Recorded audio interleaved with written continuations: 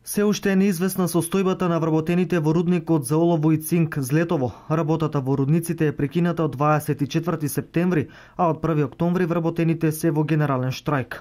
Августовската плата ја нема, помина времето и за септемвриската. На 9 овој месец скопската фирма Автотехма до Основниот суд во Штип поднесе предлог за отворање стечај врз Индоминерали и Метали Пробиштип. Судот тогаш констатира дека предлогот не е уреден и го врати на предлагачот за да го уреди во законски рок од 8 дена, што тој и го сторил.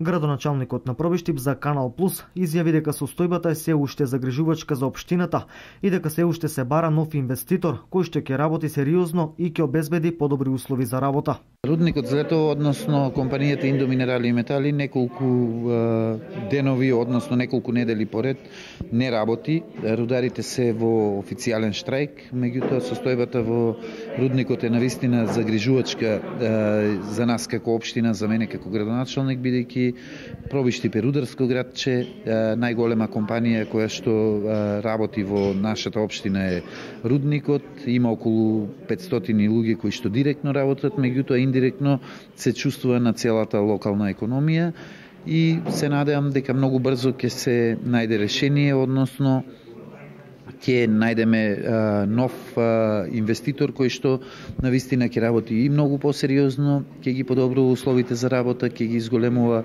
платите на вработените, ќе го зголемува производството, со тоа ќе дава еден поголем придонес во локалниот развој. Инаку обврските кои ги има концесионерот за плаќање на придонеси повеќе од една година се неплатени и кон општината и кон државата. Како што изјави градоначалникот Тони Тоневски, рудникот е една од најголемите фирми во Пробиштип со најголем број на вработени и со најголеми плати, а моменталната ситуација придонесува за сериозно нарушување во целиот локален економски развој на општината.